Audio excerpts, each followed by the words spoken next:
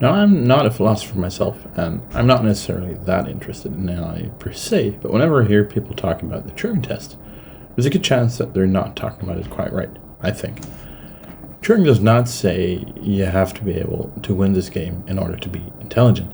He does not say that something or someone is intelligent if and only if they pass the test. It's not an exam. He actually talks about thinking rather than intelligence, by the way, but that's not the point. I'll keep saying intelligence here because that's how people talk about it nowadays.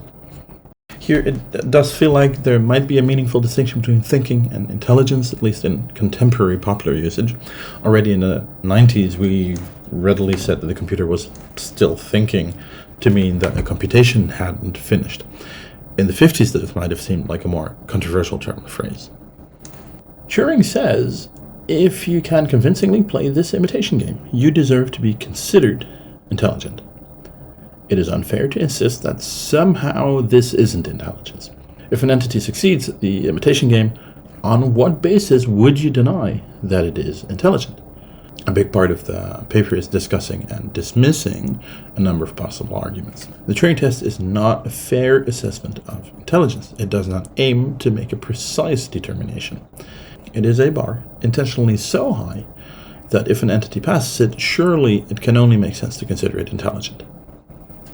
At least that's how I read Turing. But don't even trust me, go read the paper yourself. Try a couple of pages. It's an interesting read, and it's a lot more thoughtful than you might have imagined. A lot of these classic papers are actually very well written, and you might be surprised at the considerations and concerns that are already addressed in these early publications. They're influential for a reason. Some other examples of possibly surprising philosophical depth include the introduction to Edmonds' 1965 Paths, Trees and Flowers, and Karp's 1972 Reducibility among Combinatorial Problems.